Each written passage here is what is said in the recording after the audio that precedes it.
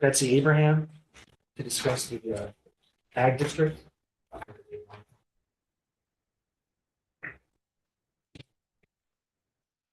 All right, we've got Abraham, Legislative Counsel, and Alan Sorensen, I guess not here, Planning Commissioner, directing the clerk of the legislature to publish a notice of review of the Orange County Agricultural District Number 1. So moved. Second. Motion made by Essex, second by Legislator Scott. Hello, all. So this is something that the legislature does yearly. This, as we noticed, there's no resolution required here. It's just directing that our clerk will be publishing the notice of review, opening up the time frame, which is a 30-day time period for applicants to apply to become part of the ag district. Our authority in doing so is taken from the New York State Agricultural and Markets Law, specifically Section 303-B. The way this process works is we open the time frame to do so by starting with the publishing of this notice, and our time frame is March 1st through March 30th. That allows applicants to submit their applications. It's very specific. And so after the application is received by the county, the legislature refers the application to the agricultural Ag and Farmland Protection Board, who provides recommendations as to whether it should be included or rejected to the district. That recommendation comes within a 30-day time frame. After that, any applications, there was a notice of public hearing that the legislature then publishes. A hearing is held on all of the applications. So the public has a right, neighbors, whoever it may be, can come forward and speak to whether the property should be included in the ag district or not. Within 120 days of the closing of the time frame for the application, so within 120 days of March 30th, the legislature will then issue a resolution, either including or not including a property on the into the agricultural district. And from there, it gets sent up to the Commissioner of Ag and Markets for New York State. And then there is a certification from the commissioner to include that property into our ag district. This is different from our 8-year review. This is an annual review. Our 8-year review will happen in 2028. And within that time period, that will allow inclusion or removal from the ag district. So this is, the annual review is solely just for inclusion into the ag district. What are the benefits of being in the ag district? Okay, so some of the benefits include it's very specific. It's protections against overly restrictive local laws, government funded acquisition or construction projects, and private nuisance suits involving agricultural practices. There are also particular tax exemptions that a landowner may be able to be assessed for, but that doesn't happen automatically with inclusion in the agricultural district. That's separate. They will have to, if they become part of the agricultural district, they can then reach out to their local assessor for that. But just for clarification for all who are watching, simply becoming part of the ag district does not, allow a right of any sort of tax exemption. Questions?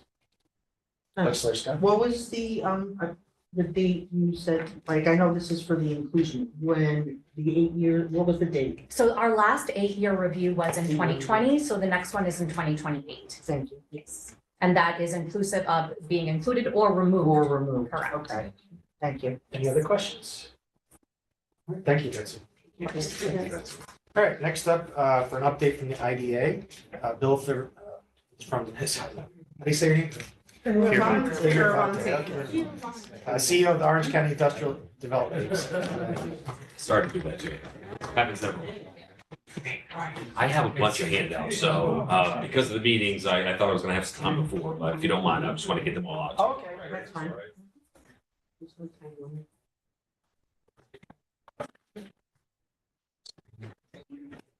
That would be great, thank you. This is the presentation. Actually, I'll take a few for some others. Thank you so much.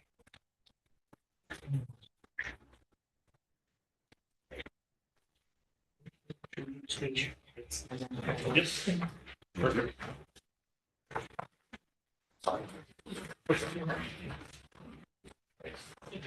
We need a motion to discuss it.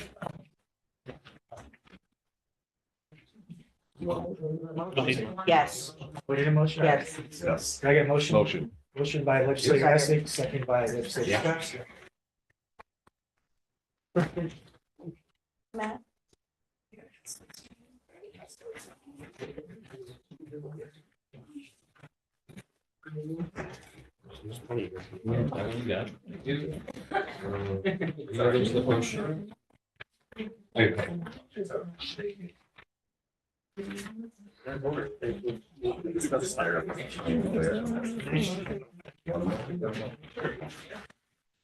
Motion to accept.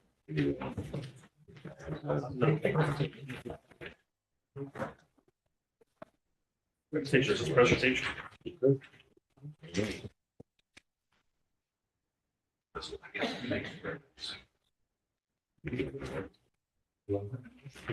Sure. Mhm.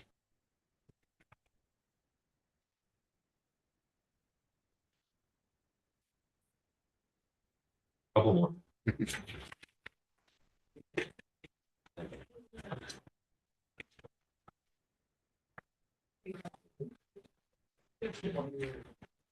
No, I can.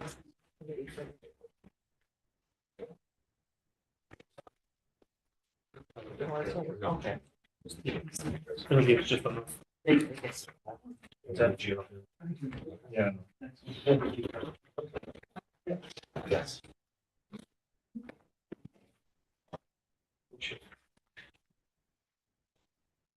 So I was passing out, I asked Bill to come in to kind of give a lot of us a review of the economic development, so give us an overview of the IGA.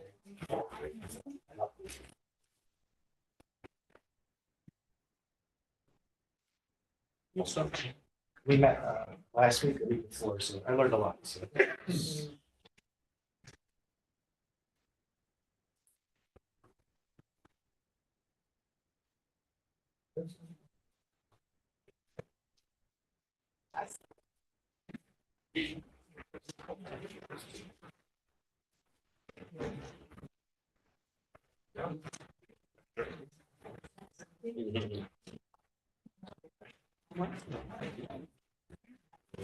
Okay.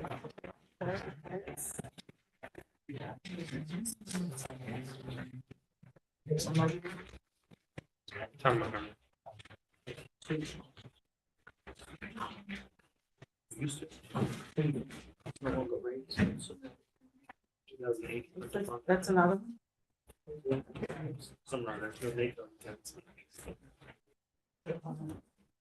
I only have a couple of those. Those are huge, and I don't know. I sent it to Carrie and Kelly to send the link to you, so it'll kind of download. Okay, okay.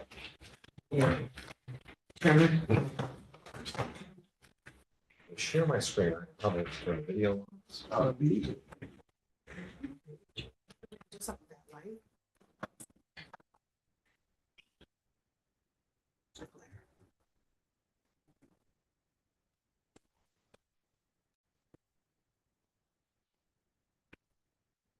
We turn off the light or is Can we- Is it all, can we turn off? or is it mess up with the? It's easier to see. Is this it? Yeah, I don't know if you want to maybe open the one because it is still in live stream. Yeah. Oh, there we go. That's actually, Yes. Ready, Mr. Chairman? Yep. Okay, perfect. Thank you for having me. First of all, good afternoon. I am Bill Fioravanti. I'm the CEO of the Orange County IDA. I appreciate this opportunity. I'm looking to kind of give you, since it's our first meeting together in a completely recomposed committee, a brief overview of the Orange County IDA, kind of our background on the agency, our programs, some of our projects, and kind of where we're going. I do appreciate that I sat down with many of you over the last few weeks that you've come on board. And still looking to arrange a few more meetings. Some of you come to the IDA, some might come to you, but appreciate the opportunity. Everyone has really come with an open mind and willing to kind have a real constructive dialogue about the idea, which is really very much appreciated. I want to introduce also two of our board members who are with us today. The chairman of the Orange County IDA Board is Jeffrey Christ of Christ Apple Orchards, and Mr. Dean Tamburri is our vice chair. Jeff is his grandchildren will be the sixth generation of apple farmers at Christ Apple Orchards. And his family goes back to the Christ Bull Christ family. So anyone that says, "Hey, I've been here since the beginning and I wanted it a certain way," we got to talk to Jeff because he's been here longest. But that's appreciated. And Dean is with Local Labor 17, so he represents the building trades, obviously very important to us. I will mention that we have a school board member and a member from the building trades on the IDA. That's actually been talked about in New York State as becoming law. It's been proposed that you have to have representation from both. It's not law yet, it was not passed, but we are kind of ahead of the curve on that. So I appreciate that and appreciate it being here. I just want to talk about, first of all, our backgrounds. These are my pictures, but it really goes for all of us. We have a board of 7 volunteer members. They have various terms and they're staggered terms, of course, nominated by this committee and then appointed by the full legislature. We do have a full 7 of Mr. Christ, Mr. Tamburri. We also have a retired healthcare CEO in Linda Muller. We have a SUNY Orange professor, Dr. Vincent Odock, and we have 3 business people, Mark Green, Giovanni Palladino, what else I'm forgetting right now, and Lee Benton was just appointed. For staff, there are 2 lifelong Orange County residents that work along myself. I am the carpetbagger. I came here 26 years ago, working for the local phone company. I then moved into a nonprofit. I ran the Boys and Girls Clubs in this area and then the YMCA. Kind of moved my way back into business and into economic development, which I've been doing for the last 12 years. Before I became CEO of the IDA, I actually was the director of economic development for Orange County, working with the county executive and his team. There was unfortunately some malfeasance at this agency with a couple of bad actors that came in, not Orange County people, unfortunately. So I was kind of thrown in the mix when that was all exposed, and I was really helping to work with the subpoenas and sorting out and getting rid of some of the bad actors. And that was 5 years ago now, in 2021. So in addition to my professional background, I and the board members alike are real committed community members as well. I'm on a number of nonprofit boards, as are the board members, and again, we're all committed to Orange County. That's why we're doing it. So I get paid for it; they're doing it for free. So their dedication is even more notable. Just want to talk about the team that we tend to work with here. These are folks I'm sure that will be before you before too long. Steve Gross is in my old position as Director of Economic Development, but Steve's been with county government for 30 years. He has just a wealth of experience and knowledge and is taken that position in directions I never could. So he's been a really great member of the team since he's become part of the Economic Development Group. Connor Eckert is President and CEO of the Orange County Partnership. Imagine I present you for too long. I would say the partnership is really our engine for business attraction marketing, also the visioning and developing paths to attract new business sectors here. They play a huge role in that. Tourism is very much important to what we do as well. So Amanda, Dana, and I, we worked together in economic development for many years, but she leads, of course, tourism and film. So they're an important component as well. And Heather Bell, who's President and CEO of the Orange County Chamber of Commerce.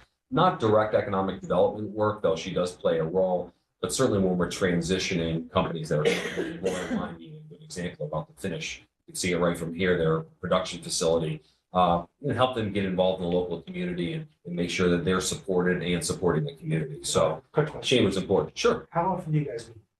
We actually, thanks to the county executive, we meet monthly, usually via Teams. This whole group, as well as Steve Knob, who is often part of his team, Steve Knob is the director of the Employment and Training Administration. We meet monthly that way. Then we have separate meetings ourselves, frankly, we get together. So we meet at least twice a month, all of us together. Let me get into the actual products. So,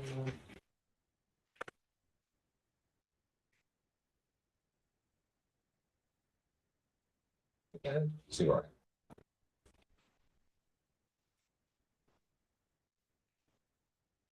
Wait.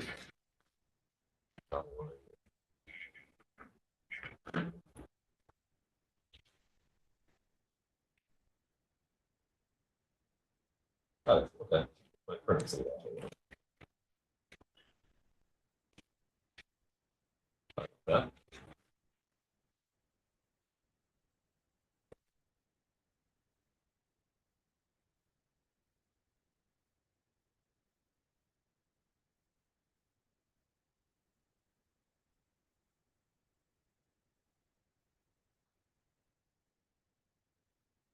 Okay, I'm gonna go in the order of the screen.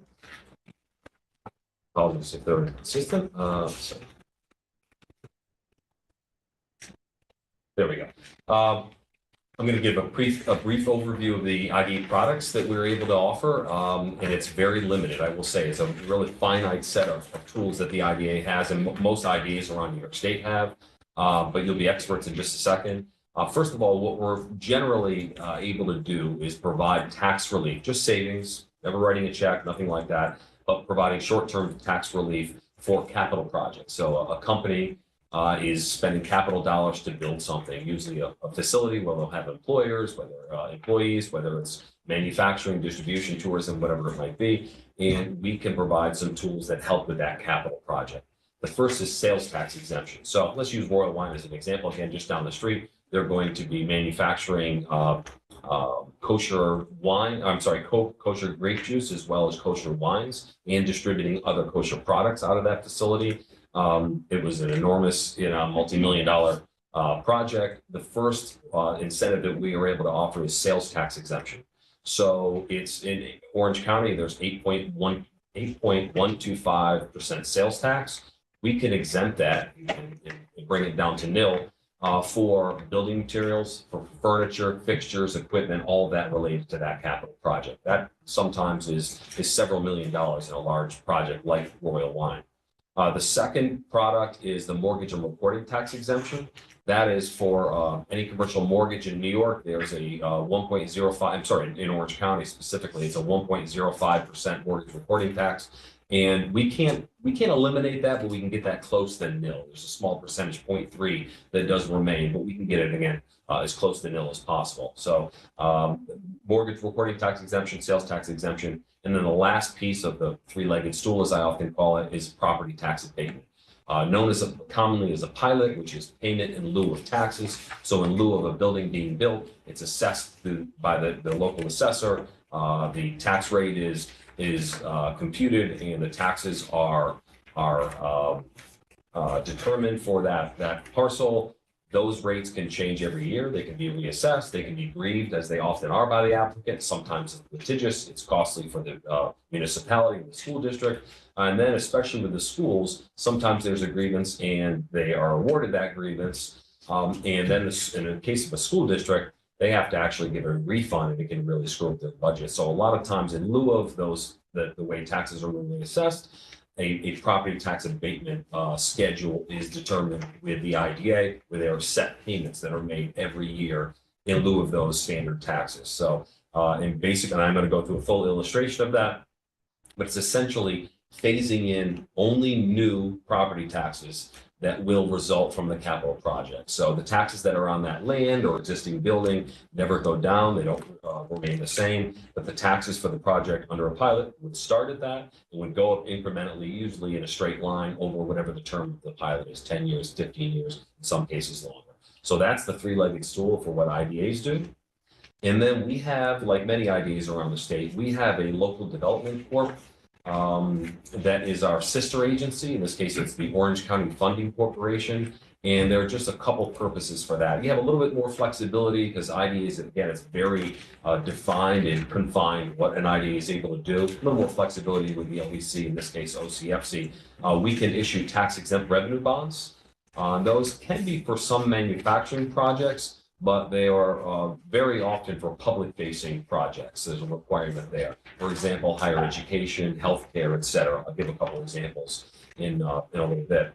Other special programs that OCFC can participate in is, first of all, during COVID, We issued a COVID resiliency loan fund, we called it, which was a small business fund, $10,000 loans on average to ended up being 49 small businesses around the county. That's something IDAs normally cannot give loans, but we were given from all IDAs were given permission by the state during COVID for obvious reasons. We did issue those loans. They did help a lot of local companies, and we have I think about 94% of those loans have been repaid. We have a couple others that we are seeking repayment on still. A couple other initiatives that are outside of the normal scope of the IDA.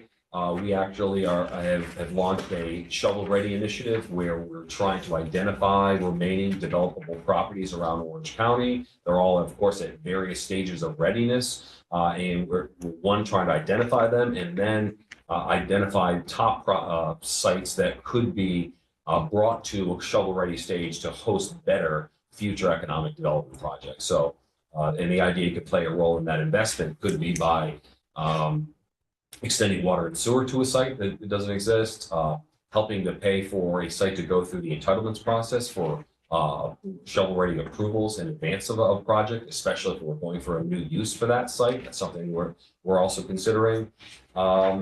And another project that we've done outside of the shovel-ready initiative is an Environmental Protection Agency EPA Brownfields Assessment Grant, one of a few grants that we've applied for in conjunction with our shovel-ready initiative. And this EPA grant is a $500,000 grant that allows us to identify potentially contaminated properties around Orange County and assess what the contamination is, what levels, even do some planning, working with communities to reimagine what those properties could be redeveloped into.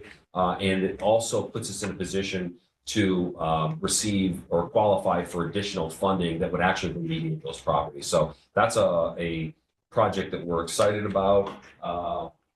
And we actually have our first public outreach meeting for that project coming up on March 19th at the Orange County Emergency Services Center. I'm going to send around a draft agenda for that.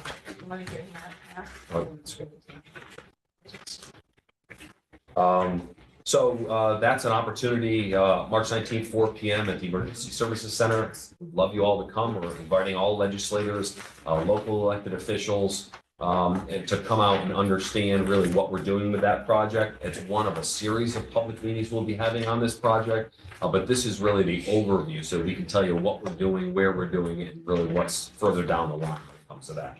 So those are some different projects that OCFC can be part of in the IDA. I also want to point out our uniform tax exemption policy. I did hand that out to you. This is important to note because IDAs are all responsible for developing a UTEP and for constantly reviewing it and updating it periodically. We actually underwent a comprehensive, thank you, a comprehensive revision to our UTEP. It's a totally different administration, a new board of directors. It's a new era, that's for sure, a new time in history here, a lot of very different circumstances and challenges and opportunities. So we did work with, by the way, our state monitor closely on the comprehensive revision. And that is, you have a copy of that. It includes the UTEP, and what we also combined with our UTEP is a clear project approval policy, which really enumerates what are the factors that the board will consider when voting on incentives for a project. It spells out exactly how that decision is to be made. And the last piece of that UTEP that you have with you is our recapture policy. That we broke out from the UTEP, and it's a standalone policy. We strengthened it. It's an important piece of what we do. We do have to make sure that the companies that we award incentives to create jobs, whether it be permanent jobs, construction jobs, a certain level of investment, in some cases like energy projects or looking for that outcome. If they don't meet their requirements, then absolutely we don't have a leg to stand on if we're not recapturing some of those benefits that we're awarding. So that the recapture policy is also an important part, and we have combined it with the UTEP for your information there. Let's see, that's on UTEP. Oh, I should also mention with the UTEP that There are priorities you'll see in there. There are priority sectors that we've identified: biotech, life sciences, like pharmaceutical manufacturing, which we've had our first win in recently. Also, tourism continues to be an important sector of manufacturing of all sorts, but certainly advanced manufacturing, which includes kind of the holy grail for our business, which is something in the supply chain of microchip manufacturing. That's something certainly every area around New York State and frankly the country is looking at playing a role in. We also have prioritized housing. That's new to our UTEP, but again, as I talk about it being a different era, it's something that this IDA, the former administrations and boards, didn't think it was something for them to be a part of, but IDAs do incentivize housing all over the state, something that's happening more and more. And with the current housing crisis, it's something that we felt that would be important for us to help tackle as well. So that's something that we've added to our UTEP as well. Here are some success stories, just pointing out some of the projects we've been a part of. Legoland in New York, right here in Goshen, they created 1,100 permanent jobs. Nearly 500 of those are year-round permanent full-time jobs. A lot of people don't realize that in finance, marketing, operations, et cetera, not just part-time ticket taker type jobs at all. And that's they actually developed a community benefit agreement with Goshen, so they're getting $1 million a year on top of a share of ticket sales. So that's been a very successful project, and they are talking about an expansion. We helped through the OCFC side or through tax-exempt bonds. We helped fund the construction of a new emergency room for St. Luke's Cornwall Hospital in El Montefiore in the city of Newburgh. We also were involved in a retention project, which we'll do sometimes. In this case, Mediacom in the town of Blooming Grove. You're probably familiar with it, but if you're not, if you're driving this down in Monroe from this direction, you'll see it on Route 17 off the left. It's a gorgeous new headquarters, relatively new, helping retain 400 jobs. You may have heard that the longtime CEO, Rocco Camizzo, passed away recently, but that was a great project for retention and keeping office style call center type jobs in the county, great for a lot of our young people. First Home Healthcare, we've been a part of their growth, which has been extensive throughout the county, 1,500 plus new jobs, and those retained. I think we'll get back to that. I'll talk about that in more specificity a little bit later. I mentioned the COVID-19 resiliency loan program. And then lastly is the Warwick Valley Office and Technology Corporate Park. That used to be known as the Mid-Orange Correctional Institution. It was a prison in Warwick, was a boys' home first, and then became a prison. And in 2010, it was slated by Governor Cuomo to close rather than become a blight on the community and overgrown and empty spaces. The IDA invested $3.5 million of our fund balance to really repurpose that. In addition, not just the existing buildings, but there are some green spaces that the IDA funded the development of several, I think it was 10 originally, 10 shovel-ready pad sites, where we brought in a road, a cul-de-sac, stuffed out water, sewer, electric, fiber optic, et cetera, natural gas, in order to host new projects. And that has resulted in a number of new construction projects, including the centerpiece is Green Thumb Industries, GTI, also known as Fiorella Pharmaceuticals. It's a cannabis manufacturer. They grow, cultivate, process cannabis. It's a 400,000 square foot facility, so it's not just your average facility. In addition to that, there's a brewery, there's a sports complex, other small businesses. It is a vibrant business park there, and also a regular park. People are there walking their dog. There's a lake. People are kayaking there. So, and because it was a former prison, there was a New York State grant available for that. We're one of the only counties that took advantage of that. And as a result, the IDA received a reimbursement of $3 million to its $3.5 million investment. So for a net investment of $500,000, we completely revitalized that former prison. It's now a burgeoning business park with great projects and future projects in the pipeline. So they're just some examples of projects we've been involved in. These are companies, some of the logos that we've assisted, and I think it's clear between these and others, the IDA's played an essential role in kind of building the economic and employer landscape for Orange County. And frankly, I think the results speak for themselves. We've created thousands of permanent jobs and tens of thousands of man hours of construction jobs, which because of our local labor policy are required to be filled by local men and women. And not to mention monumental tax raises. That's something that the county executive's been able to tout for several years of lowering county taxes. And he's given credit to economic development really through that because of the influx of new companies, new rateables. We're able to keep local residents' taxes low, which is what everyone's looking for, not just the businesses. Let me just get into a little bit more about why tax incentives. Why taxes, why IDs are necessary. Firstly, I think to totally condemn IDAs, and it certainly happens a lot, is to ignore the facts in New York State, really, that it's a very expensive state to do business in. And the Hudson Valley is no different. It's even more so, more intense, high real estate costs, high utility costs, exorbitant property taxes, and of course, high regulations and red tape in New York State. One of the handouts I gave you, sorry, those are yours, I apologize, was for this blueprint for New York, which is this report. It's a lengthy report. I didn't want to take all our printing budget for today. So again, I shared a copy of an email that has a link. You could download it. But this is a report that was conducted by one of our main trade association, the New York State Economic Development Council, in conjunction with Business Council of New York.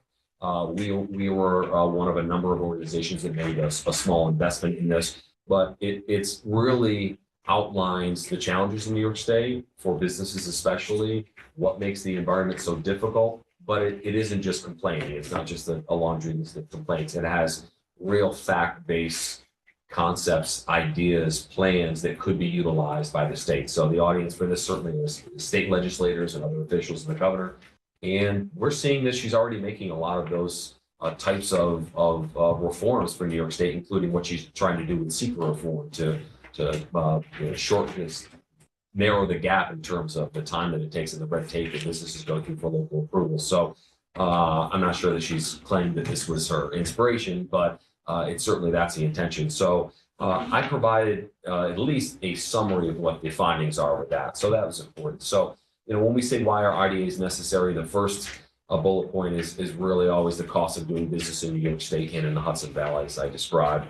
We also, the incentives tend to help close attraction projects that we're trying to work on. So again, the Orange County Partnership, the Economic Development Office for the county, working on bringing these companies in. Oftentimes they got them on the hook, and the incentives can really close the gap and close these deals. So, we are play a big role in helping to bring these projects home in that regard. Tax certainty and predictability. For some projects, it's not just about tax savings. Sometimes we can issue a pilot that does not really provide significant savings, but it does provide predictability of what those payments would be. Again, in lieu of the taxes being assessed and going up and down and grievance, they have predictability. That's often very important to energy projects, CPV Valley being one of them. They get a pilot mostly for predictability of savings. So that's something that's also important to applicants. And lastly, coming through the IDA and receiving incentives guarantees that the construction project will be built locally by local men and women. We have a local labor construction policy, which has been in place since 2016. It's strictly enforced. The applicant pays for a third-party monitor to go out on site, usually at least monthly, usually a couple times a month, and they actually check driver's licenses to make sure that people are from the local area, and they'll look at payroll records, et cetera, and make sure that there's insurance certifications and other requirements are being met too. Yes, sir. Just for point of clarity, since we met about a month ago, local is it's not Orange County. No, I want to clarify that. We don't have the adequate work shed to handle the construction work that will be done here, especially in our better times. So it was a 7-county area, which is all the mid-Huds that we all think of: Orange, Ulster, Dutchess, Sullivan, Putnam, Westchester, Rockland County. We recently last year we added Delaware County because we heard a lot of feedback that a lot of especially union laborers come from Delaware County. So we added that to our work shed, and we've heard feedback on that it's true. Do you keep track of that data, like in terms of like where your labor is coming from, making local labor, like our local labor here in Orange County a priority? do you look at that data and say, who's getting the work? We certainly do look at it, but I don't have a report where it breaks No, it I'm not out. expecting, Yeah. I'm just asking. Yes. Question. Yes, and actually Legislator Rediker, when we met in person, asked about permanent jobs. Where are those people coming from? So we're in the process right now of our annual audit and our annual report to New York State on all our IDA projects. So we've included in that a request for them to give us that. I'm not sure if everyone's going to give it to us, but it will give us an idea of exactly where the permanent positions are going to. How many are coming from outside Orange County and outside the state in some cases, especially in the Western County for sure. So, yeah, local labor. Leveling the playing field. This is a really helpful illustration as to comparing apples to apples, why IDA incentives tend to be necessary. This is looking at everyone's favorite subject, Amazon. It's because we used Amazon because they have built over the last several years very similar, almost identical projects around the state and outside the state, around 1 million square foot last mile distribution centers. So looking here, we've compared the taxes and the taxes as a percentage of rent for not only Orange County, but really the other areas that we tend to, generally, especially on industrial opportunities that we tend to compete with. So looking at that, the fourth column, average taxes per square foot. And of course, we do have, I should know, 1 million square foot Amazon distribution center in Montgomery, right on the Newburgh border. On State Route 747. So looking at the fourth column, average taxes per square foot, they're high in Hartford, Connecticut at $1.37. And then with our other more common competitive areas, northern New Jersey, central New Jersey, you see it drops quite a bit. Lehigh Valley, Pennsylvania, very low cost structures there. And certainly, I think they're minimum wage is still $7.50 an hour, so that's unbelievable. Not that we would want that, but that's kind of what we're competing with. And you see the taxes are in line as well. In Northeast PA, the same with 66 cents. Montgomery, incorporating the pilot they received, the taxes there are $1.46 per square foot. Looking at the last column to the right, this further illustrates it, where it's taxes as a percentage of rent. 23% in Hartford, going down in northern central New Jersey, and then in Pennsylvania, and in Montgomery, 24% again. So this is just an illustration, again, apples to apples, as to how taxes tend to compare in our area versus some of the areas that we're competing against. This now is just a simple illustration of a pilot. This is an example here of just a parcel. This is probably somewhere in Norway. We got this picture, but you see it shows one parcel that is, for example, generating $20,000 a year in property taxes each year. So that's kind of the baseline. Then we go to the next is the IDA grants a 10-year pilot for a business in this case, it looks like an office building to be constructed there. So the taxes, and I'll get to the full illustration of that, but the way the pilot starts is typically the baseline being that the current taxes that are being generated by that facility. So in this case, $20,000. That's where it will start, and we'll go up to full taxes over the term of the pilot, in this case, 10 years. Here you see the building constructed, taxes are paid throughout that 10-year pilot as agreed, and 200 jobs are created in this example. Here's an example of the illustration where you see in year one, where they're getting 100% abatement. Again, they can't abate the current taxes. So even an existing facility, if it was, say, hundreds of thousands of dollars or millions, the taxes would start with that. They never go down. And they go up, again, generally in a straight line until the end of the pilot term, in this case, 10 years. So you see on year 11, it's 100% full taxes. And then I like to show the hashed areas, because the blue areas are the taxes, the bars are the taxes that the company is paying, of course, during the term of the pilot. And the hashes are what they're not paying. That's the savings. A lot of times, especially opponents of the IDA will do the math on the hashed area and say, this is the savings, this is significant savings, but really all I can say about it is that's what IDAs do. That is the benefit, that we provide a short-term phase in of those only new property taxes. And by the way, once they get to 100% taxes, those taxes remain in perpetuity. There's an example, there's only one company, and this will go to one of my nits at the end, only one company we've had in Orange County that has ever had a pilot expire and then they leave. In that case, it was Medline. They were in Wayanda. They were in a building about 500,000 square feet. When they expanded, they were growing and they needed to expand to 1.3 million square feet. There was no room at the facility on Pine Lane in Wayanda to expand. So they built a new building in the town of Montgomery. The Montgomery IDA in this case, we provided the incentives in Wayanda. The Montgomery IDA provided a pilot for the new facility, but again, they grew to 1.3 million square feet. They added another 300 jobs in addition to what they had in Wayanda. And in Wayanda, some people will think, hey, we lost there because the pilot expired and the company left.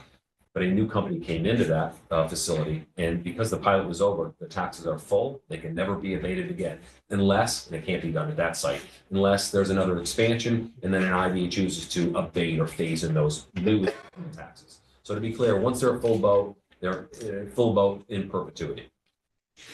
So just the comparison here before and after, you see the before, land taxes, $20,000 a year, vacant land and no jobs. Afterward, in this example, hypothetical example, 200 new jobs created. Property taxes started at the base rate, but graduate up to the full boat amount over the term of the pilot.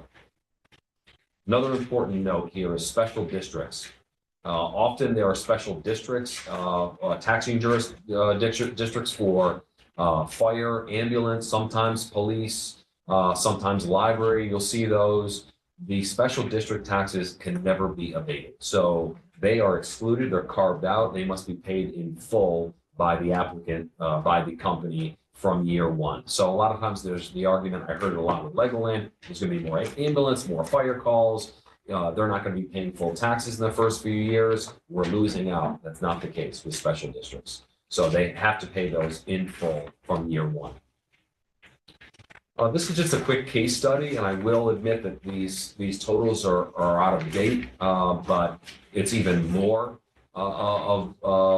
really, I think, illustrates the impact of pilots and the taxes that are being secured as a result. This is looking at Neelytown Road in the town of Montgomery. And again, they do have their own local IDA. I should mention that all three cities in Orange County have their own IDA, Newburgh, Middletown, and Fort Jervis. And then the town of Wallkill and town of Montgomery have their own local IDAs as well. So I don't think it's not very common that the state will be issuing charters for new IDAs. So I think that's what we have. If anything, I think you'll see some local IDAs over the years perhaps go away.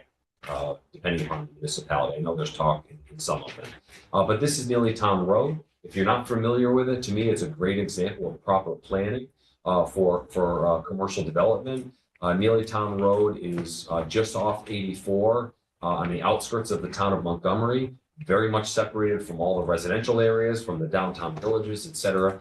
But it is a concentration of industrial projects there, a lot of distribution, some manufacturing. It's grown, it's now full, and it's even grown where it's coming around Route 416, only where industrial is the zoning, there are some cases. As you see here, many of them had pilots. You see the last column, the year in pilot, and again, this is unfortunately about 6 years old. But you're seeing the total taxes that are being paid, even with the pilots. And I think that third column is really impactful when to look at 2019 school taxes. You're seeing over $5 million a year going to Valley Central School District alone, just to the school district. And again, many of these pilots are even expired at this point further. So that number continues to grow and will continue to grow. So just in Neelytown Road, just in Montgomery, you see the huge impact of projects that were largely attracted by IDA pilots, and they have a huge impact on the local school district. That's a little case study. Next, I just want to go through some top myths about the IDA, not just our IDA, but IDAs in general. Some of them I've covered. IDAs write checks to applicants either as loans or grants. Not true. Again, the COVID loan was a unique circumstance where the New York State government gave us just short-term approval on that, but otherwise the IDA does not provide loans or grants, not what we do. When a pilot expires, companies typically pick up and move elsewhere where they get the best deal. Again, it has not happened, only happened with Medline. We kept them in Orange County and it was a better project, created more jobs, and so we still have the site filled in Wayanda. So that just doesn't happen here. It may happen elsewhere around the county. It's not been an issue here. Maybe partly that's to do with the transition we talked about, where we help make sure that a company here, once they've built, that they feel supported, that they feel like they're part of the business community, they have a voice. So I think companies are able to succeed here, and a lot of times you find that their competitors realize they're there and they end up following them. So that was an example with McKesson pharmaceutical distribution operation in Hamptonburg. Right on the heels of that victory came AmerisourceBergen, one of their main competitors, another top Fortune 50 company in pharmaceutical distribution.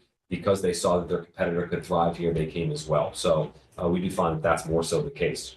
Next, when a company receives a pilot, local taxpayers must then shoulder the remainder of the unpaid property taxes. Yes, we provide short-term savings for companies that are building these facilities, receiving IDA incentives, but any savings that we provide, a discount on the full taxes, are not shouldered by the rest of the community. The company pays whatever their pilot agreement is for, and that goes into the taxes that are collected by that taxing jurisdiction. So in fact, and especially when I present to the school district superintendents and assistant soups for business, and they seem to understand, but the way I put it is we help secure those taxes for them. We make sure that that project happens. It happens in Orange County. It happens now rather than in the future. And even though there's short-term tax relief, it ramps up very quickly, as we see with the Neelytown Road example. And then again, in perpetuity, these taxing jurisdictions have full taxes. Only a couple things to go. This is a key one that I think is a real catch-22 due to New York State IDA law. IDA applicants who go through the planning board approval process are clearly coming anyway. A lot of times, oftentimes, companies come to us applying for benefits and they're going through the planning board process at the same time. And the perception to the public and if elected officials as well oftentimes is, look, they're paying an engineer, they're paying an attorney, they're going through the planning board process. So they're coming anyway, whether they get the incentives or not. The catch to that is that IDA law requires that a company, an applicant to the IDA has to have a secret determination before an IDA can even award IDA incentives. Meaning that, and usually SECR, of course, is the State Environmental Quality Review Act. It's a very, very stringent, that's why I mentioned that there's talk about reforming, at least for housing. It's very timely and it's costly, but New York State wanted to make sure that IDAs aren't able to approve incentives and the applicant somehow bypass that SECR process. So they actually have to get a determination. Usually a planning board is lead agency for the SECR process, but they have to get a determination that they will either be a significant significant environmental impact on the area. That's a positive declaration, or they won't. It's a neg declaration. Usually the projects that come to us get a neg declaration, but they cannot even qualify for IDA incentives unless they've gone through that process. So it's a real catch-22. Where to the public, it looks like, hey, they're already going through the approval process. Well, they can't even be considered for incentives unless they do so. So I think that's important to know. And then the last thing is the power of IDAs is unchecked and therefore out of control. First of all, in our case, you have direct oversight. You appoint and remove our board members. I report to you. I did for quite a while reported monthly. I was in front of you monthly. Happy to do that, continue to do that. The last E&E committee, after me doing that for quite some time, things don't move that quickly at the IDA or often in economic development. It was asked that I come back just quarterly, but I'm happy to come back sooner than that, whatever frequency you like. Also, I mentioned that annually we report to New York State through the Paris reporting system. Those reports go to the authority's budget office that oversees all public authorities like us. And they get all of our data on our active projects, what investments have been made, the number of jobs created, that versus the jobs that were pledged, what pilot payments were made. That's all comprehensive information on all of our active projects. It goes to the authority's budget office and it is reviewed by them, but it's also reviewed by the state comptroller's office. If there are any questions on it, usually the OSC actually sends us a list of questions. So they're involved. Obviously, New York State and the legislature is very much attuned to IDAs and oversight there. So there are many other factors. I'll also mention that we, especially after there was malfeasance at our agency several years ago, we actually no longer have an in-house CFO. We use an external CFO. In this case, it's RBT Consultants. It's certified public accountants, prominent firm in Orange County and Hudson Valley. So I think that's a great safeguard to make sure that there's no other financial funny business that happens. Having that external CFO is just another layer of protection when it comes to that. So, and then I think we also have public oversight, frankly. People are paying attention to IDAs. I get challenged all the time. I have conversations all the time. I do presentations like this, and I'll invite people to contact us, to certainly look at our website, look at our social media, but also if you have any questions, you want to challenge something, want to understand why something was done, want to just complain, I always invite them to call me, and I have those conversations all the time. I do find that usually we get to a point of certainly greater mutual understanding, but it's a complex issue. And the idea of providing tax savings is not palatable to a lot of people, especially for larger companies. But the proof is in the pudding. It's resulted, especially in Orange County, and really, again, the economic landscape here that we put together over many years, that we'll continue to try and update and keep up to date, make sure we're bringing the types of companies and sectors to Orange County that will be sustainable, that will provide really the quality and level of jobs and pay that we need for our citizens. So it's a big part of that as well. Last thing here is just, like, as I said, everyone reach out to us. We'll continue to have some meetings on the side, and I'll be here whenever you need me. I do want to highlight the Orange County IDA website. Again, it's Orange County, New York IDA, so OCNYIDA.com. We've revamped that. We completely redeveloped that website a few years ago, trying to make it even more transparent. 2 pages that I like to highlight, I think would be important for this group for sure, is our projects page.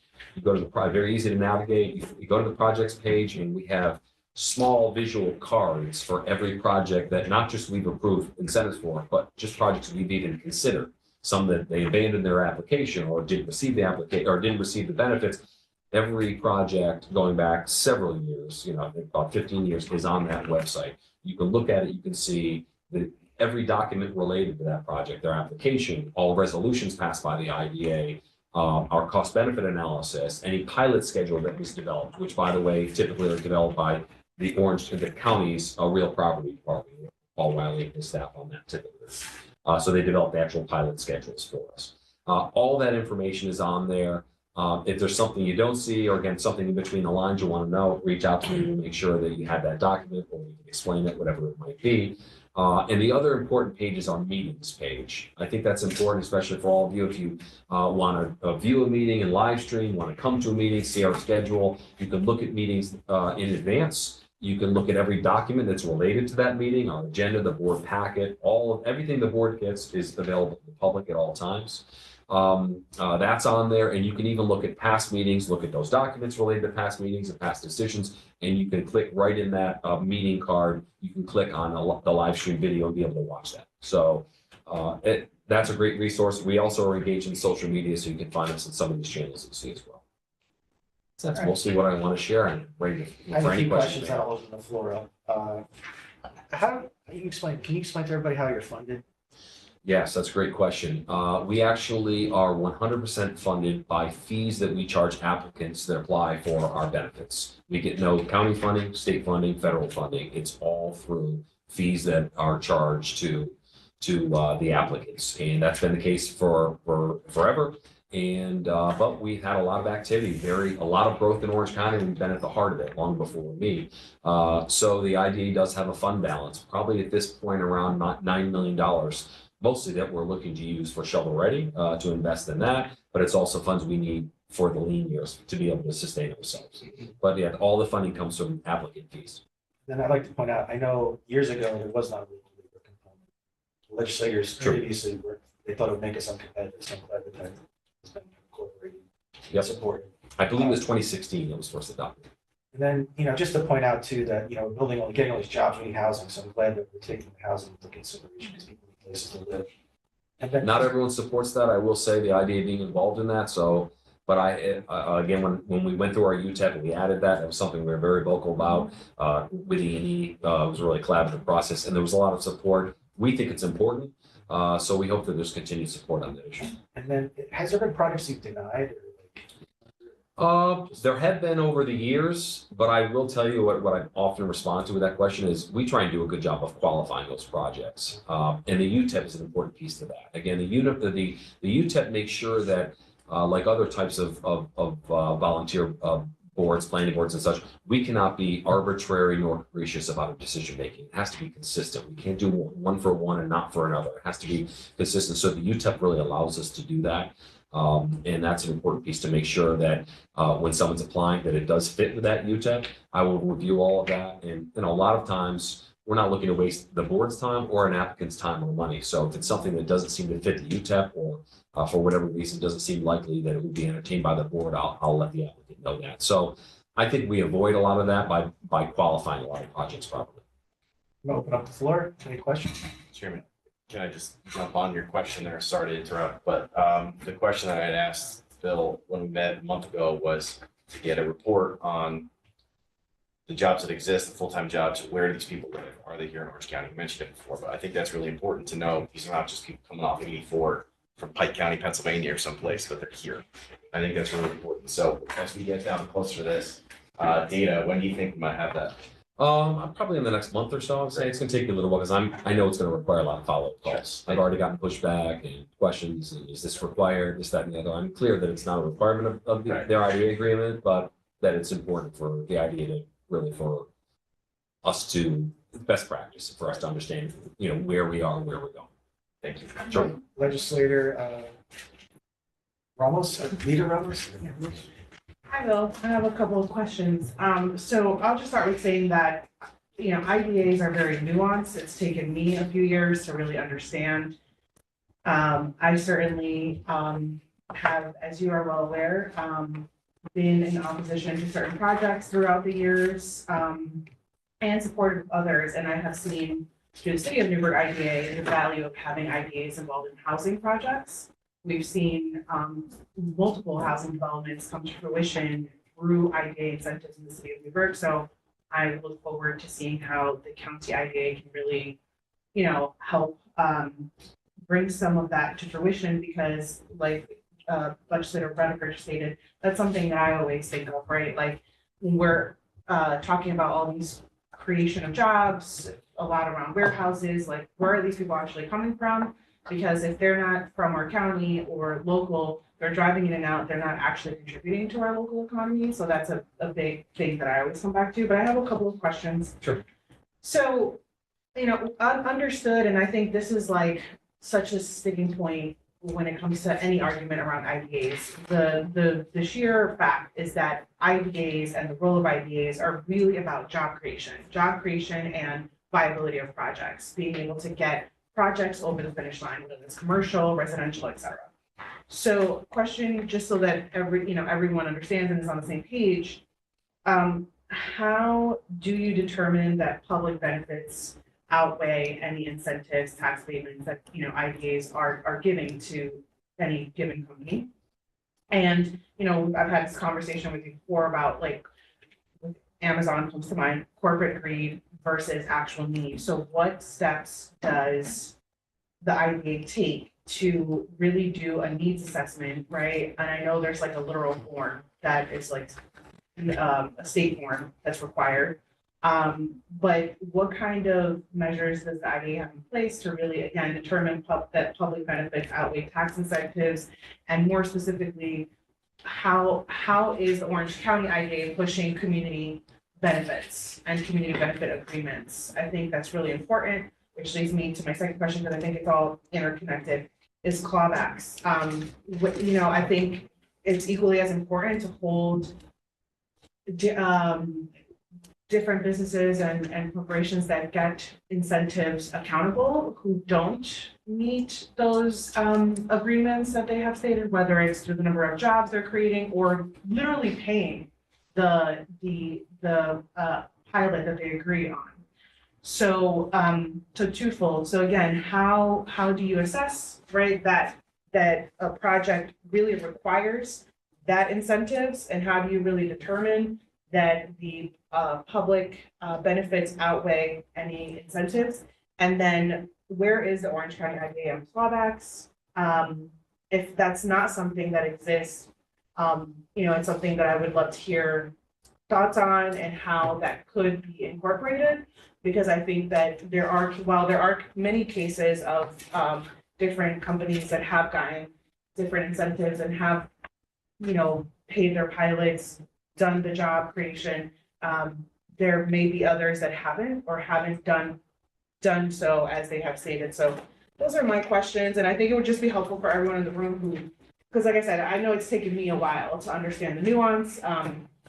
But being so involved in economic development in the city of Newburgh, I really have come to really understand the value of IDAs, but also where the controversy lies. And where I think things could get muddy if they're not really clear and if IDAs are really not holding these applicants accountable. Absolutely. Okay, let me just. I know, I threw a lot at you. That's okay. I think I got most of it down. But first is housing. Let me just touch on that. What I didn't mention is that there's a workforce component to our housing section of the UTEP that it really is considered workforce housing. And the qualifier for that is that 10% of the units that would be created, the housing units, have to be available at 60% AMI. That's area median income for the county AMI. So either 10% of the units need to be provided for 60% of AMI or 20% of the units at 60% AMI. And that was talking to other groups, including Hudson Valley, Pattern for Progress, some of the reports they've done, and we work with them. That seemed to be the sweet spot between 60% AMI and 80% AMI. So that's an important piece there. And I will also mention that we've talked to a number of potential applicants. We have not yet had an application for housing. So I do want to touch on that. So a lot of discussions, but no one taking us up on it yet. In terms of weighing the benefits of a project versus the cost of incentives for every single project, and this is IDA law, we conduct a cost benefit analysis. We use a tool that many IDAs use. There was an older tool that was used that was very popular, and then that company went out of business about 6-7 years ago. A new firm, MRB, has developed a tool that many IDAs use that we use for every single project, and it does. The inputs are the benefits that are provided, the savings through a pilot, savings through sales tax exemption and mortgage reporting tax. Of course, opposite that, the benefits for job creation, payroll that's being generated, how much of that is staying local, looking at kind of the multiplier factor that you talk about, as well as any other community benefits. Let me show I'm touching that as well. So that is always available when I talk about the projects page of our website. You can always see the cost benefit analysis for that. If there's some complexity to the project, or maybe there's an extra public attention on it, or whatever reason we feel that we need even greater scrutiny, we will hire a third party to conduct a cost benefit analysis and or an economic impact analysis. We did that for the Amazon project. We did that for Balchem, which is another recent win, another retention project, a biotech company that's been here since 1967. Look at their international, looking to leave. We did, because it's retention and it's a little harder sometimes to see what the benefit is. We did a third-party analysis for that. So we'll commission another study for that. But there's always a cost-benefit analysis. You can always look at it. Usually the ratios of benefit to cost are in the neighborhood of 10 to 1, 16 to 1. And you see that the economic benefits usually far outweigh what the cost, so to speak, of the IDA incentives are. So that's how we do that. You mentioned community benefit agreements. We typically, and many IDAs stay on the sideline for that, but we connect the applicant with the local taxing jurisdictions, the local municipality, the schools, whatever the case may be, and they develop a side agreement when it comes to that. IDAs really aren't supposed to be party to that, but oftentimes they could be tied to our agreements, that a breach of that community benefit agreement is a breach of IDA pilot agreement, something like that. So that, again, in some projects that's important. With Amazon, there was going to be a payment to the local town, as well as building an ambulance bay, and a few other benefits when it came to that. So, but usually we're not party to it, but it's something, that is tied to the work that we're doing. Also, the question of, we kind of got to the heart of but-for, which is the common term for the segment of IDA law that requires that, but for the incentives, if not for the incentives, a project won't move forward. An important distinction to make on that is it is not at all about whether or not a company can build the project without the incentives. It's would they? And it's a very distinct part of New York State law. And our application, and I'm sure all IDA's applications around the state, all are written to conform with that law. you have to attest under penalty of perjury as the applicant whether or not you would proceed with that project if you did not get the incentives. We and most IDAs have relied on that. But Mr. Chris and I were just at a New York State EDC conference last week, and it's actually something we're trying to tackle. I spoke to about 20 other IDA CEOs and IDA attorneys trying to understand who does what around but for. How can you more stringently test that? And that's something we're trying to do. We've actually just outlined some parameters for ways to increase the testing of the but for clause with additional documentation in the case of some more complex projects, looking for even further analyses when it comes to that. So it's something we do. We're following the same practice that all IDAs do and making sure that it's upheld. And by the way, I will just note, because we've run into this in the past, you can check yes, we would proceed with the project anyway, and then law requires that you provide an explanation, or why should this IDA board still consider incentives? And it may be, well, we're looking to do the project, but this has happened in the past, but we would create nearly as many jobs. It would actually take several more years for those jobs to come to fruition. So in some cases like that, the IDA could say, we want to help make sure that this project happens to full fruition. The jobs are created now and they're created here as opposed to maybe another location. So that's an important piece. But again, we are actually currently in the process of trying to beef up our but for statements. That is important and something that we know people ask about. They don't understand it. They don't understand the law. So we're trying to clarify that and even strengthen the process that we follow. Let's see, what else? Recapture. Recapture is an important part. Again, we made it a priority to create a standalone recapture policy to strengthen it. We have new general counsel for the last year and a half, 2 years. They are making sure that with new agreements, pilot agreements and such we enter into, that there are very clear recapture terms. Some of our older documents that came about before this administration took over doesn't really specify exactly how much you can recapture. Some of that is arbitrary. We wanted to have more specificity and certainty around that if you're 5 years into your pilot and you don't meet the job creation commitments, then we could recapture up to say 30% of your benefits. Those will be spelled out really clearly with future pilot agreements when it comes to that.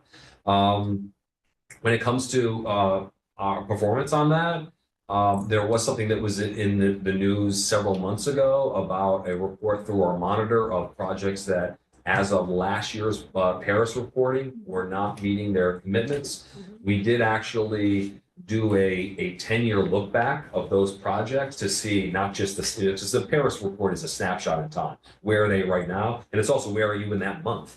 We do have, in some cases, with some research we did on, say, some hotels, Paris reporting is done right now in December, January, February, that those totals are being brought together.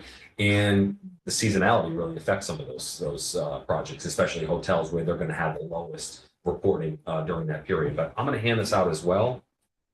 This is that 10-year look back for just the projects that were kind of identified as potentially not meeting. I don't know how many I gave you there. A few more on this side.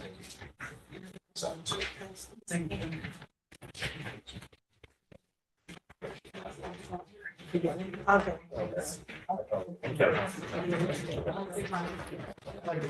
We need to move it because I can. Yeah, I'm sorry. Tired. One more? Chair Twizel. Thank you. So Bill, first of all, thank you for being here. To work with you when you were Commissioner of Economic Development. I know you were various zones around Stewart Airport at that time. That's Right. kind of fallen by the wayside. But just to circle back, one of the things you didn't mention, or if you mentioned, I apologize that I missed it, was how you're currently under a state monitor. Mhm. And then I'll look at this and just to keep everything going. I think the last time I looked, there were 15 projects that the monitor had flagged that were not meeting the incentive portfolio that are active on the IDA books. I could be off by that by now. It's been a bit since I looked at it. So I wanted to see what club activatements you're doing for these projects that you've done for any of these projects that were flagged as not meeting Sure. the active incentive portfolio.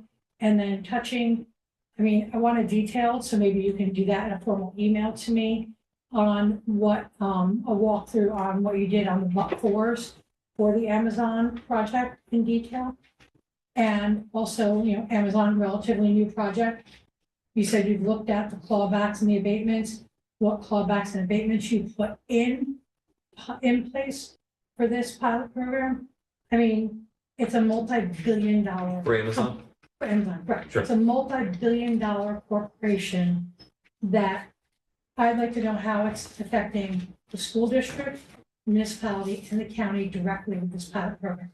What the actual tax dollars would have been, could have been, and what they actually are to this pilot program throughout the term of the program. Sure. So that's the second part.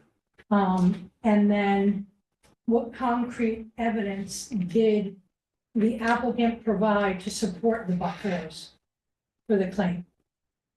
So that's the. You want me to second. follow up with you and write this to you? For me? You want me to follow up with you and write this to you? Yes, I'm please. not sure about time, sure. Yeah, no, and you could highlight, gloss over some of this, but definitely follow up with me on this. Okay. And you did say the IDA did independently verify the applicant's financial assumption. I caught that, so thank you.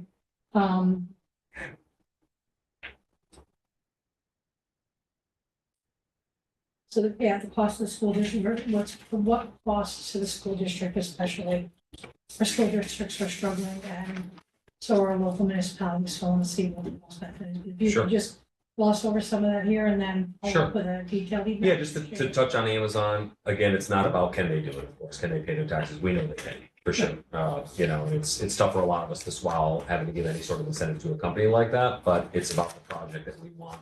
It's not just the job, 750 permanent jobs, thousands of direct and indirect construction jobs. It's also the ratables. In a place like Wawayanda that doesn't have a lot of ratables there, this would be built on an active mine, a quarry there on Route 6 in Wawayanda. By the way, the taxes that facility is generating now is about $164,000 a year with about 3 employees there. Again, this would be a completely new facility, hundreds and hundreds of jobs. The taxes would go up at the end of the pilot. The school district alone would get $9 million a year in rated property taxes. Again, where it was $164,000 for everything. During the term of the pilot, which was negotiated from 20 years down to 15 years, the school district would get an influx of $40 million in rated tax revenue. So that's kind of the impact. That's what the excitement is for us, the job creation, and what it will do for local construction jobs as well. But the ratables that in perpetuity, even during the pilot, a huge influx. It's also a huge influx for those special districts for fire, ambulance, et cetera, that's getting a pittance right now. They would get not only a new facility, but a huge influx of millions of dollars of new tax revenue as a result. So that's a lot of what Amazon brings to the picture is also the taxes they're generating, even with the savings. But the savings are significant. Again, we're talking about hundreds of millions of dollars in new taxes, but over the period of the pilot, they would save about $80 million in taxes. So again, that's that hash here. Correct. Oh, it sounds Oh, no, wait, Yeah. and to circle back the first question, don't forget that one. I was talking about the monitor that's in place. Yes. I don't think. Oh, yeah, that's what I just handed out. So I didn't want to. Know yes. about what the monitor is and what the nexus. Yes, I wouldn't shy away from giving Senator Skoufis credit for it, but the senator who has, had his challenges with IDAs, and especially this one over the years, even long before us, he was able to implement a state monitor to the IDA. I will be clear that it wasn't through the passage of a bill that goes through the normal process. I don't believe enough of his colleagues agree, not just about us, but IDAs in general. This was actually a budget bill, so it was kind of tucked into the state budget 3 years ago, along with, an omnibus package. So we talked to a lot of local elected officials at the time saying, hey, look, we don't think we deserve this. The cost alone is exorbitant because it's partly how it was sold in Albany is it's not going to cost taxpayers anything, just the IDA. They can bill us up to $250,000 a year for their monitoring, and they've done that. So we're talking. Who bills you? It's the monitor, which is Anshin Block and Anshin, which is a large accounting firm out of New York City that was appointed by the Inspector General's office of the state to be our monitor, do an RFP process. So they were appointed. You just send that information. I don't know. I don't want to spell it wrong. Okay. You can't just send it. Sure. Sure. Anshin, ANCHIN, but I can get you more information on that. So anyway, they are in place they come to all our meetings. They are in all our discussions. We provide whatever information they want, documents, whatever it might be. We review our agendas with them in advance, usually 2 weeks in advance. And we're completely transparent with them. in one meeting, we were going to an executive session to talk about hiring a government affairs firm to help us eliminate this at the expiration of this.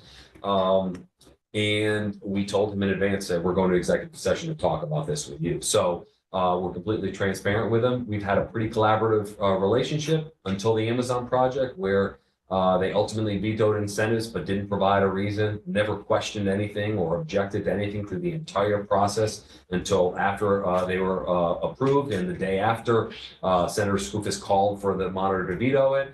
He asked for additional information and more time. We gave him more time. And then at the end of his time, he asked other questions and we said, we'll keep talking, but the time is up. And then he challenged that and issued a veto. So right now, the incentives for Amazon and for that project in general are hung up. We are looking for an Orange County court to weigh in on that. We think it's pretty clear, cut and dry. But anyway, we've been doing our best working with them. They do provide 6-month reports to the Inspector General's office. They have provided a number of recommendations, but I will say, and I'm not diminishing them, they are nice to have suggestions. We've implemented almost all of them, or we're in the process of implementing them, and it's been maybe 40 of them. A lot of it's better document this.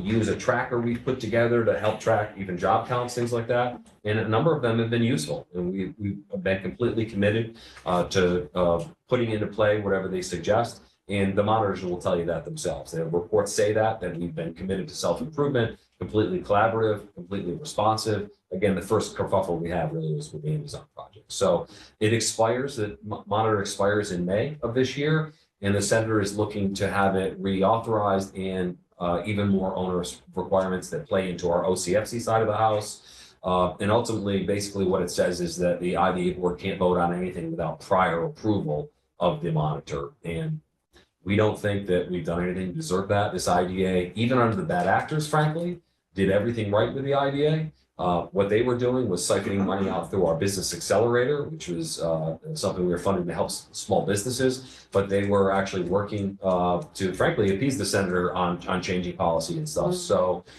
we don't want it to continue, but it's something we're actually frankly working right now with the senator on an opportunity to come to agreement on some middle ground. Sir Scott understands. I'm not helping the meeting, Tommy, I'm sorry. Quick question, how much does the monitor cost, the IDA? The cap is $250,000, and they've kind of brushed up against that in the first couple of years. My second is a comment.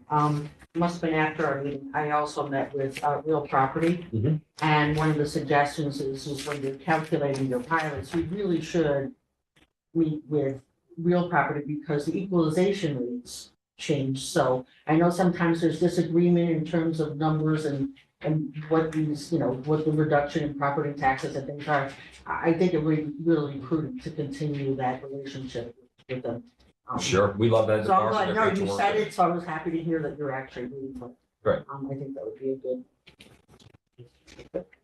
Yes, sir. So that monitor is supposedly independent monitor.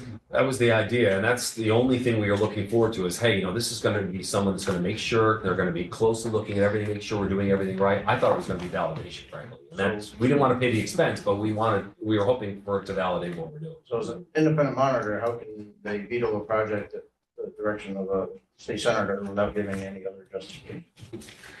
That issue's gotten very complicated. That's a good question.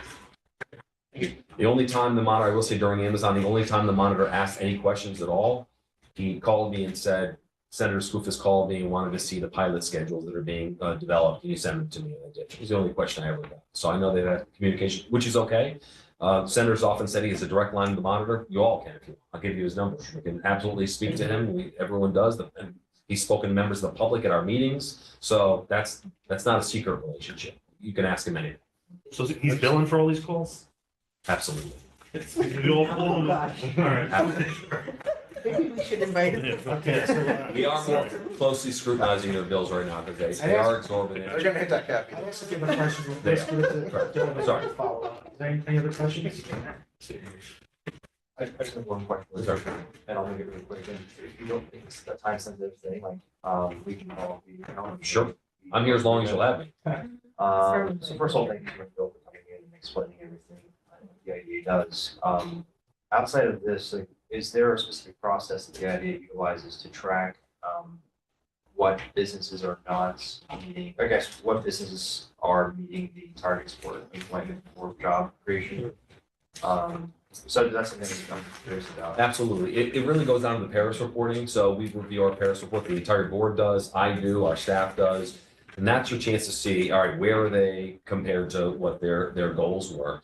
I think one of the shortcomings that we had with that process is it wasn't a long-range look back. So these projects that are in question that were raised by the monitor are older projects before this administration, but in no way am I passing the buck because we're the IDA, I'm the CEO, we're responsible, I'm responsible, no doubt about it.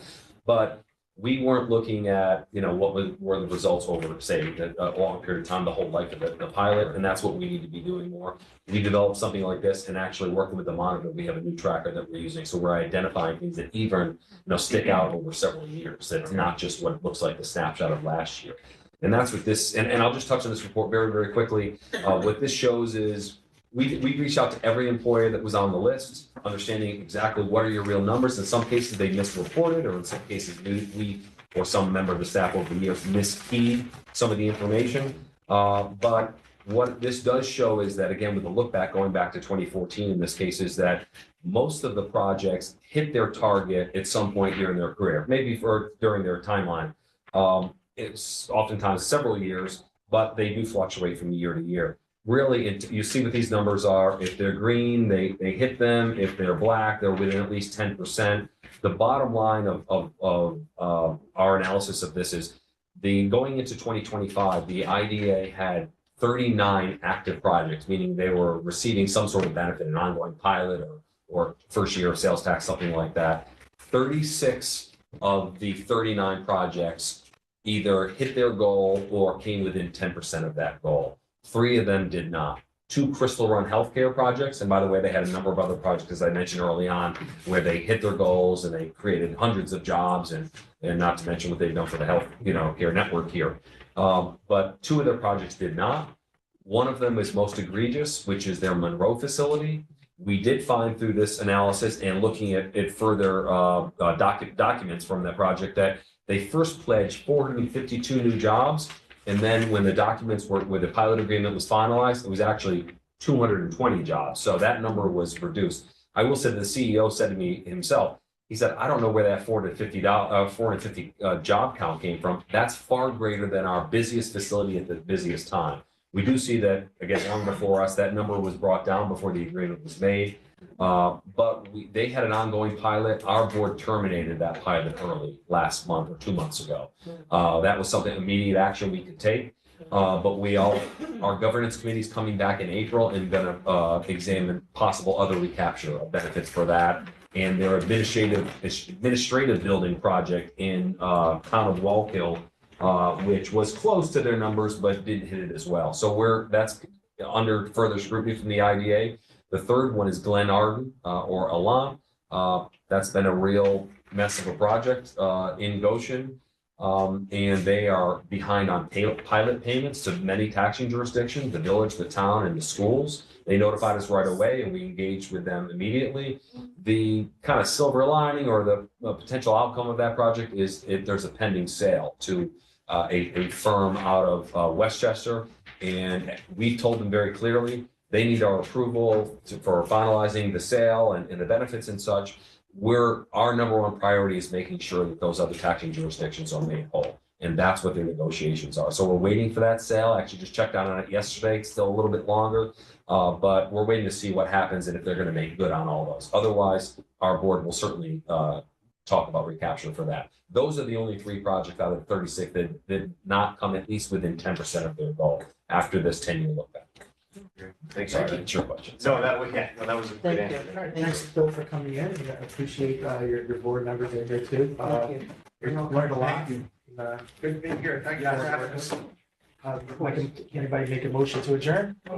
Motion made by Legislator Rediker, and seconded by Legislator Hill. All in favor, say aye. Aye. Thanks.